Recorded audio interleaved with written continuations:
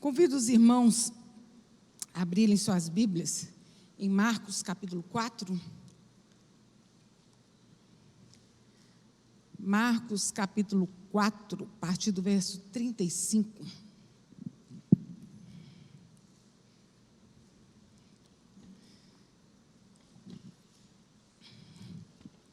E naquele dia, já sendo tarde, disse-lhes: passemos para outra margem. E eles, deixando a multidão, o levaram consigo, assim como estava no barco. E havia também com ele outros barquinhos. E levantou-se um grande temporal de vento, e subiu as ondas por cima do barco, de maneira que já se enchia.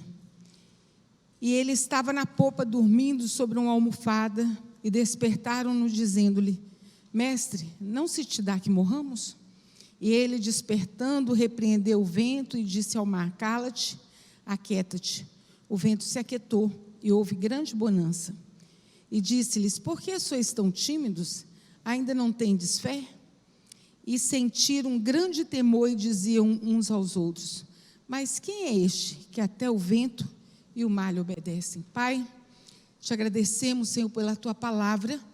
Te agradecemos, Senhor, pela oportunidade que temos de estarmos reunidos para juntos louvar o teu nome e meditar na tua palavra. Que teu Espírito Santo, que nos convence, do nosso pecado, do nosso juízo, que nos convence, Senhor, meu Pai Celestial, a buscarmos o Senhor. Foi o teu Espírito Santo que trouxe cada um dos que aqui estão, daqueles que nos assistem. Pai Celestial, que o teu Espírito Santo possa falar aos nossos corações, nos trazer a resposta que precisamos e a paz que necessitamos para viver. É que oramos a Ti em nome de Jesus. Amém. Nós sempre, quando nós lemos a Bíblia, nós vemos essa mensagem, nós vamos nos lembrar de outra passagem também de Jesus com os discípulos numa tempestade. Só que essa outra tempestade, os discípulos já estavam em alto mar, eles ficaram presos por causa de uma tempestade, eles remavam e não saíam do lugar. Quando eles viram Jesus andando sobre as águas, aí Jesus vem, entra no barco, faz o mar aquietar, né? Primeiro Pedro vê Jesus andando sobre as águas, fica entusiasmado: Senhor, também quero andar. E ele desce, anda com Jesus, mas por um instante ele tira os olhos de Jesus e começa a afundar, e pede socorro. Jesus vem, levanta Pedro, os dois entram dentro do barco, e Jesus manda o vento e a chuva pararem, e parou. E essas duas, tanto esse texto que nós lemos, como esse que eu acabei de citar, todos os dois falam de tempestade. A diferença de um e de outro é que nesse que nós lemos agora, Jesus estava dentro do barco. Jesus estava dentro do barco. E o tema da nossa mensagem de hoje é: quando Jesus está no barco. Ele estava no barco, aqui o texto nos fala que Jesus, ele estava no barco dormindo. E a tempestade veio e abateu ali naquele momento aquele barco. E foi muito forte, um vento muito forte que deu ali naquele lugar. Eu imagino os discípulos preocupados, surpresos, o fato de Jesus estar no barco e a tempestade vir. Mas Jesus não estava no barco. Por que a tempestade veio? Quando nós lemos esse texto, nós vamos ver que eles aprenderam duras lições no meio dessa tempestade. E são lições que nós também precisamos sempre nos lembrar, precisamos aprender com esse texto que ele nos apresenta. E a primeira coisa que nós podemos ver nesse texto é que quando Jesus está no barco, não é garantia de uma jornada tranquila. Às vezes a gente tem até um corinho que fala, né? Antigamente, mas com Cristo no barco tudo vai muito bem, nem sempre. Ele está no barco, mas a tempestade muitas vezes chega. É possível que os discípulos tenham pensado que o fato de Jesus estar com eles, a viagem para o outro lado, do lago de Genezaré, ou mar da Galiléia, seria tranquilo, totalmente tranquilo. Né? Jesus está aqui no barco. Mas em Mateus, conta essa mesma história, Mateus capítulo 8, versículo 24, diz que o barco era varrido pelas ondas. Quando a gente varre uma casa, a gente joga a vassoura para lá, passa a vassoura para cá. Eu fico imaginando essa cena. O barco não devia ser uma embarcação muito grande. E aquilo, o vento levava para um lado, levava para o outro. Mateus diz desse jeito, que o barco era varrido pelas ondas, sem que os discípulos pudessem fazer nada para mudar o curso, para mudar a situação daquilo que estava acontecendo. Lucas, que também estava no barco, ele diz assim, em Lucas 8, 23, que eles passaram risco de afundar. Imagina a situação. Tem coisas que nós, quando lemos na Bíblia, parece uma coisa tão óbvia. Mas pensa, você está dentro de um barco, à noite, escuro, vento, e você pensar assim, agora nós vamos morrer. Agora acabou. Esse mar da Galileia, como chama, o lago de Genezaré, o mar de Tiberíades, ele tem cerca de 21 quilômetros de comprimento e 13 de largura. Realmente parece um mar, né? Mas não é. E pela geografia dele, pelo fato dele estarem ali cercados de despenhadeiros e montes elevados, montanhas elevadas, vem o vento frio do alto e sobe o vento quente de baixo. E quando esses dois ventos eles se encontram, eles formam essa tempestade terrível. E assim, aqueles homens estavam naquela noite. Com certeza, aqueles discípulos que eram pescadores, eles sabiam desse perigo que aconteceria com eles ali. Era normal, talvez já tivesse até acontecido. Mas só que agora, naquele dia era diferente. Jesus estava no barco. Jesus estava no barco. E isso faria uma grande diferença. Daí que nós podemos ver o desespero que eles acordam Jesus. Hoje, gente, tem uma coisa que às vezes nos deixa irritado. A gente está passando por uma situação um pouco agoniante. Quem está perto da gente está assim, plácido, né? Eu não estou nem aí para você. Eu creio que, de repente, eles olharam para Jesus. Nós estamos aqui, o barco está quase afundando, ele está dormindo. E eles acordam Jesus, e eles não acordam Jesus de qualquer jeito. Eles acordam Jesus violentamente, sacode Jesus. Mestre, o senhor não se importa? O barco vai afundar. O senhor não se importa conosco? Nós vamos morrer, Senhor. Como que isso pode estar acontecendo? Nós não podemos nos enganar, nem pensar que vai ser diferente em nossas vidas, pelo fato de nós termos entregado nossa vida, o controle da nossa vida ao Senhor Jesus. Pensarmos que não virá problemas, que não virão aflições, se o próprio Jesus já falou. No mundo tereis aflições, mas tende bom ânimo, eu venci o mundo. Enquanto estivermos aqui nessa terra, enquanto nós vivermos aqui, teremos tempos de bonança? Teremos. Né? Às vezes a gente está passando por um momento tão tranquilo que dá até um gelo assim, ai meu pai. Mas tem tempo de guerra, tem tempo de luta. Mas nós não devemos parar de orar, nós não devemos parar de vigiar, independente de tempo. Seja tempo tranquilo, seja tempo de paz ou tempo de guerra, nós temos que orar sempre. Quando nós lemos a história do rei Asa, que por 10 anos, quando ele assumiu, seu pai morreu e ele assumiu o trono, a Bíblia fala que ele fortaleceu a cidade. A primeira coisa que ele fez foi tirar os postes ídolos, acabar com a idolatria na cidade. Depois ele fortaleceu a cidade, ele levantou muralhas, ele treinou o seu exército, ele fez tantas coisas, e a Bíblia fala que ele mandou o povo se voltar a Deus, e buscar ao Senhor. E Deus deu para ele 10 anos de sossego.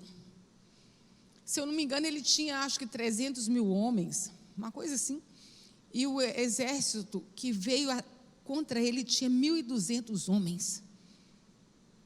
Ele estava fortalecido. E ele sabia em quem ele confiava. E ele faz uma oração tão linda ao Senhor, que ele está em 2 Crônicas, capítulo 14. Ele fala assim: Senhor, para o Senhor não é nada ajudar o pequeno contra o forte no dia da angústia. Ele sabia que se ele não fosse o Senhor que estivesse ao lado dele, ele perderia. Mas o que fez aquele homem vencer aquela batalha foi que, mesmo no tempo de paz, ele estava se fortalecendo.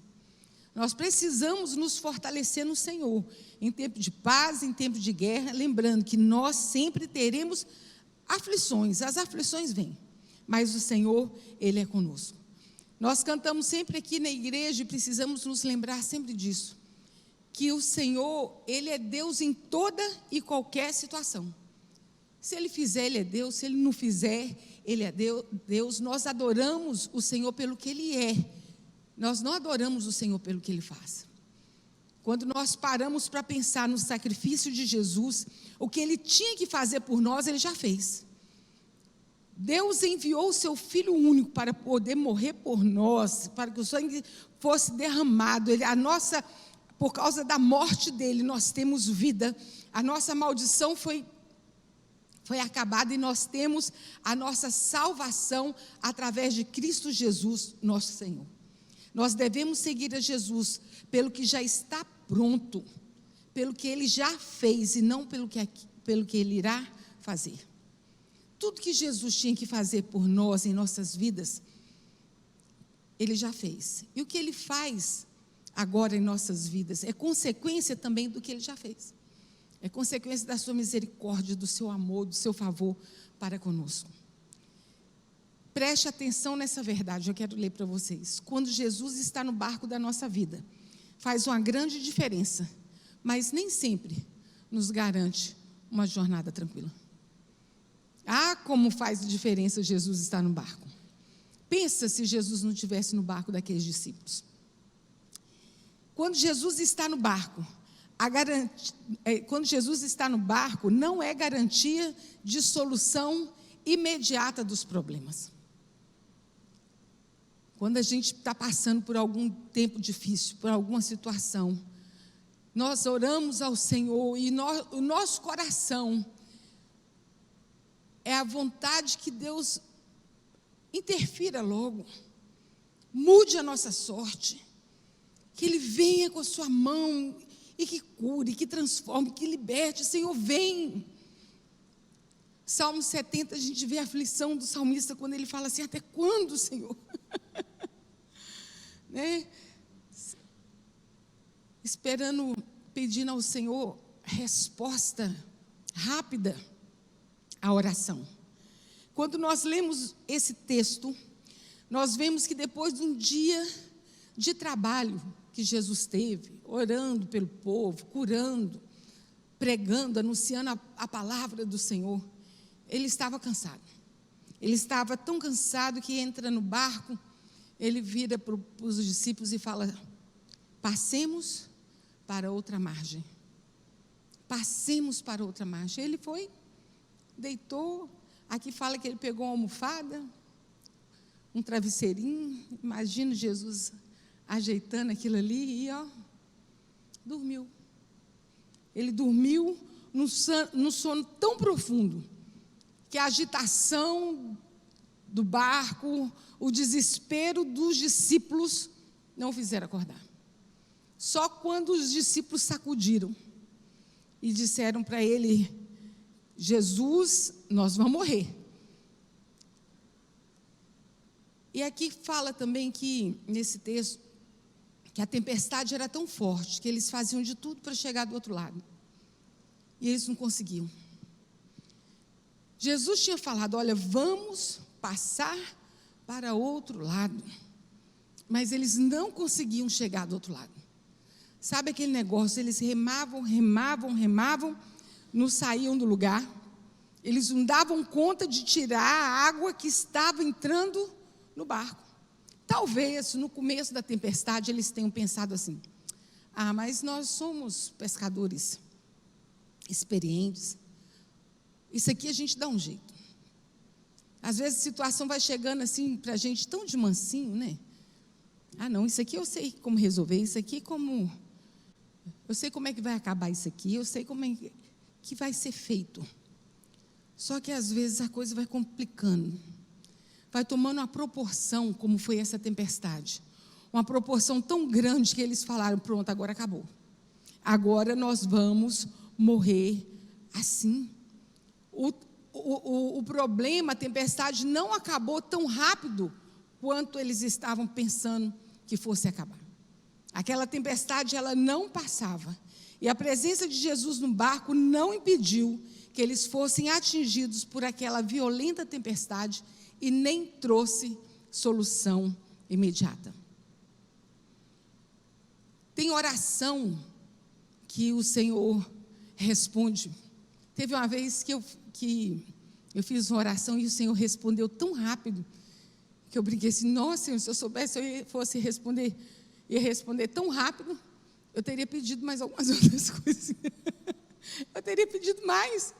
Eu tenho uma oração que ele fala assim: antes quer que clame, eu vou responder. Tem outras orações que a gente tem que clamar e esperar com paciência no Senhor. Como diz o Salmo 40, esperei com paciência no Senhor, e Ele ouviu o meu clamor. Uma coisa que é difícil de nós associarmos, né? Esperar com paciência. Esperar e paciência são duas coisas que não combinam. Quando a gente está esperando, quando nós estamos esperando, muitas vezes nós não estamos com tanta paciência para poder esperar. Mas é esperar com paciência.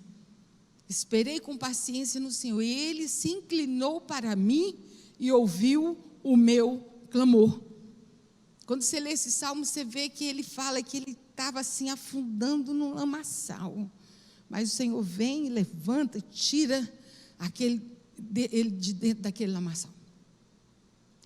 O aparente sono da indiferença de Jesus sempre tem uma razão de ser. Às vezes nós estamos orando, eu já orei assim, eu falei: Senhor, o Senhor está me ouvindo? Às vezes a gente está orando, né? Está aquilo assim tão quieto, está tão em silêncio, e a tempestade ao nosso lado fazendo aquele barulho enorme. Apesar de estar dormindo, será que Jesus não sabia o que aqueles discípulos estavam passando ali naquele momento? Será que Jesus não fazia ideia? Ele estava dormindo, será que ele não sabia? É claro que ele sabia. Mas quando nós lemos esse texto, nós vamos ver que ele queria ensinar algumas coisas para esses discípulos. E quando nós estamos no meio da tempestade, no meio da angústia, orando e buscando ao Senhor, pode ter certeza, nós estamos passando por um tempo de prova. E sempre que nós estamos passando por um tempo de prova, o Senhor está nos treinando para nos aperfeiçoar. Nós nunca saímos de uma prova do mesmo jeito que nós entramos. Quando mais precisamos ouvir a voz de Jesus, Ele se silencia, porque deseja nos falar através do silêncio. Quando não tem o que se fazer, o que a gente faz? Nada. O Senhor não falou, será que Ele não está falando? Quando a gente vê Elias, né, dentro daquela caverna, nós vemos 3 situações. Foi o vento, o terremoto, o fogo, mas foi na brisa suave, naquele momento ali, tranquilo, que o Senhor veio e falou com Elias. Quando mais precisamos do socorro de Jesus, parece que Ele fica imóvel. É porque Ele deseja exercitar em nós a fé que nós precisamos fazer com que ela cresça. O Senhor, Deus, Ele nunca está apático a situação nenhuma da nossa vida, quando nós clamamos a Ele. mas nós precisamos estar atentos com aquilo que o Senhor quer nos ensinar no meio de toda e qualquer situação. Quando Jesus acorda e fala para eles assim: homem de pouca fé, onde está a sua fé? Onde está a fé de vocês? Aí nós vemos claramente que isso era um treinamento de Jesus com aqueles homens. Jesus estava ali exercitando a fé daqueles homens no tempo difícil. Pastor Natalino é um pastor muito querido, que sempre vem aqui, em nossa igreja. Ele passou por um tempo muito difícil, quando o menino dele era pequeno, e ele foi meningite, pastor? Ele teve meningite. O menininho dele devia ter uns 5 aninhos, e como todo e qualquer pai, ele estava muito agoniado. Aí chegou um pastor amigo dele e disse assim: fé é para essas horas. É uma frase que a gente nunca mais esqueci quando eu vi ele pregando sobre isso. Fé é para essas horas. O filho dele foi curado, o filho dele foi consagrado pastor agora na igreja dele lá. Está uma bênção trabalhando junto com o pai. E é assim, e o Senhor vai nos exercitando, nos treinando. Tem hora que às vezes nós pensamos assim: será que Jesus está dormindo no barco? Meus irmãos, pensa comigo na situação. Mesmo se ele estiver dormindo, se ele estiver dentro do barco, é isso que importa.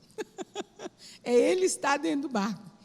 Né? E talvez a gente pense assim: mas o Senhor está demorando em vir ao nosso encontro. Parece que o Senhor não está vendo.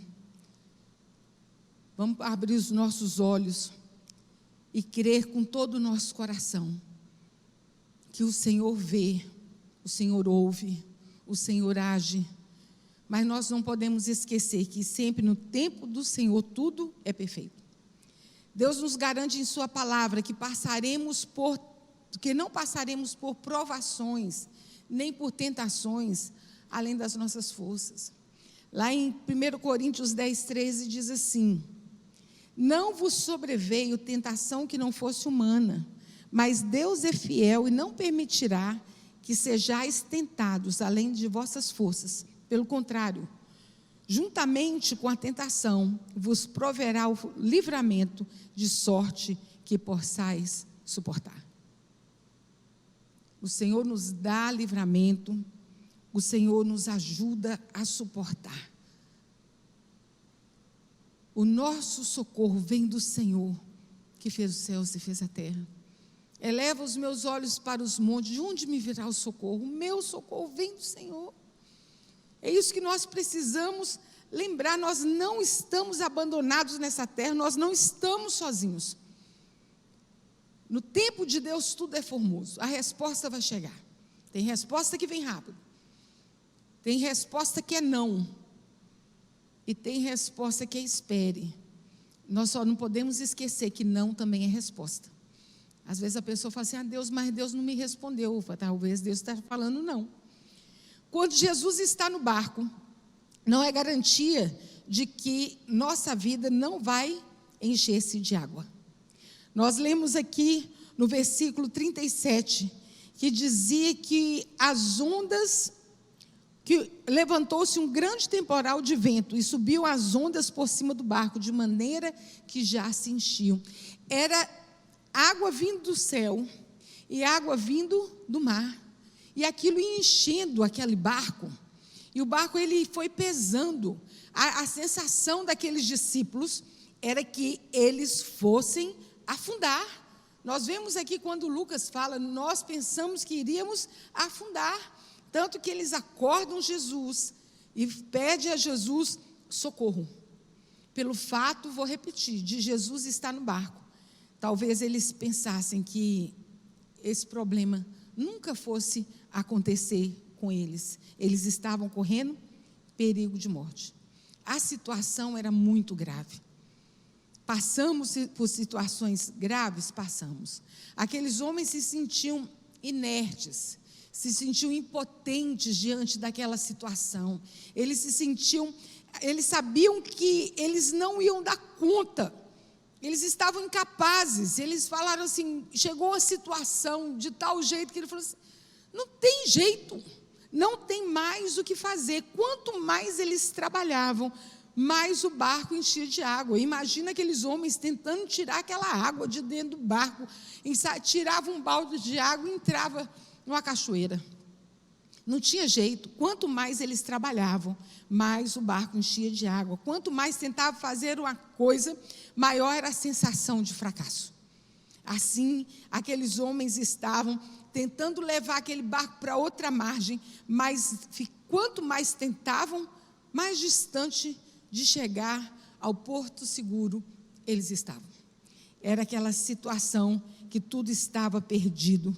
E por que Jesus impediu que o barco enchesse de água? Às vezes nós nos sentimos assim. Sentimos impotentes, sentimos ameaçados com as águas desta vida, quando elas ameaçam inundar e afundar o barco das nossas finanças, inundar e afundar o barco da nossa saúde, da nossa família, da nossa esperança, da nossa fé. Muitas vezes nós nos sentimos ameaçados. Creio que uma das razões que nos leva a esse tipo de sentimento é o fato de acharmos que a presença de Jesus no barco da nossa vida, que Jesus teria a obrigação de nos impedir de passar por esses momentos, por tais inundações. Paramos e falamos assim: Senhor, eu tenho o Senhor, e Ele nos tem. É uma aliança que nós temos com o Senhor. Não se sinta só. O Senhor, Ele está atento. Embora Jesus estivesse no barco, como Ele estava aqui, o barco encheu de água, mas Ele não afundou, não. O barco não afundou. São as situações da vida. São as situações da vida. Nós estamos na terra. A gente tem que lembrar disso. Nós estamos na terra. Tempo de descanso, tempo que não vai ter mais nenhuma lágrima. Como diz a Bíblia, né? Toda lágrima Ele enxugará. Que fala assim, onde o leopardo passeia com a corça, onde ninguém força a natureza para viver, é quando nós estaremos com o Senhor. E vai ser tempo de paz. Por isso nós precisamos entregar a nossa vida ao Senhor Jesus e ter certeza da nossa salvação, para que quando o Senhor voltar, ou que Ele nos chamar, nós estaremos para sempre com o Senhor. Aqui na terra nós temos tempos de aflição, mas nós temos vitória. O Senhor nos dá vitória. O Senhor Jesus é a garantia da nossa vitória. Eu lembro que uma vez o pastor Marcelo Gualberto esteve aqui numa das semanas da juventude e ele perguntou para a igreja assim: você sabe a diferença? Foi na 15ª semana, entre o vencedor e o mais que vencedor. E ele explicando que o vencedor, a pessoa vence, ela trabalha, ela se esforça, ela vai lutando ali, mas ela não tem a certeza que vai vencer, né? Ela tem que ali lutar para que aquilo aconteça. Pode ser que sim, pode ser que não. A diferença do vencedor para o mais que vencedor é que o mais que vencedor, ele se esforça, ele luta, ele tenta, ele vai andando na caminhada, mesmo com todas as dificuldades. Ele tem a certeza que ele já é um vencedor, porque nós somos mais que vencedores em Cristo Jesus. Que o Senhor nos garante a vitória, o Senhor nos dá força. Mas enquanto estivermos aqui na terra, essa força nós precisamos buscar do Senhor todos os dias. Senhor, renova minha fé, aumenta minha esperança, a minha paz, renova minhas forças. Não tem problema pedir ao Senhor Jesus para aumentar a fé, não. Uma vez um homem chegou para Jesus e falou para ele, pediu para ele que ele fizesse um milagre, e Jesus falou para ele: olha, se você crer, você verá a minha glória. Ele falou assim: Senhor, eu creio, mas me ajuda a crer mais. O Senhor gosta tanto da sinceridade do nosso coração. Nós pedimos ao Senhor mais fé, mais ajuda. Talvez durante esse tempo difícil, esse tempo de tempestade, talvez passa no pensamento assim: não vou dar conta disso não, vou deixar isso para um lado, vou desistir. Não desista. Jesus está no barco. As tempestades vêm, mas Jesus está no barco.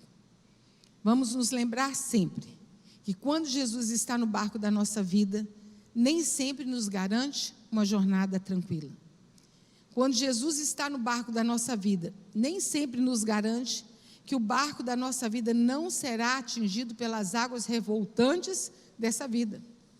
Mas quando Jesus está no barco de nossa vida, Ele nos garante uma chegada segura. Quando Jesus entrou naquele barco, Ele já tinha falado para os discípulos: nós vamos chegar lá. Ele só não falou que ia ter tempestade, Ele falou que ia chegar. Mas quando nós lemos esse texto e que vemos Jesus falando, passemos para outra margem, Jesus sabia que teria dificuldades, Jesus sabia que teria empecilhos que levantariam, mas que eles chegariam são e salvo, pois tudo seria vencido. Só Jesus tem o poder de nos fazer chegar do outro lado da margem. Só Jesus tem. Então, vale tudo ter Jesus em nosso barco.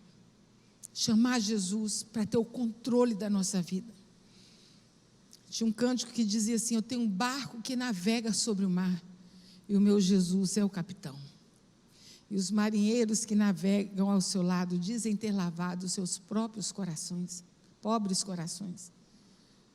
Nós temos um barco, o barco da nossa vida. Mas quem tem comandado?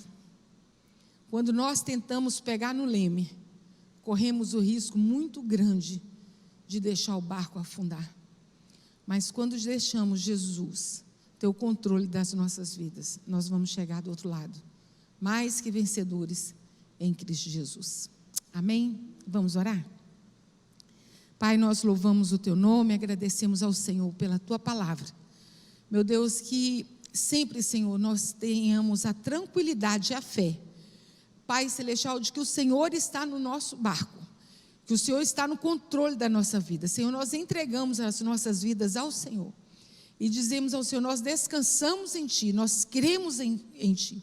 Renova a nossa fé, a nossa esperança, meu Pai Celestial, para que nós possamos, Senhor, estar com os nossos olhos fixos no autor e consumador da nossa fé. Te agradecemos pela Tua palavra, em nome de Jesus. Amém. Deus abençoe.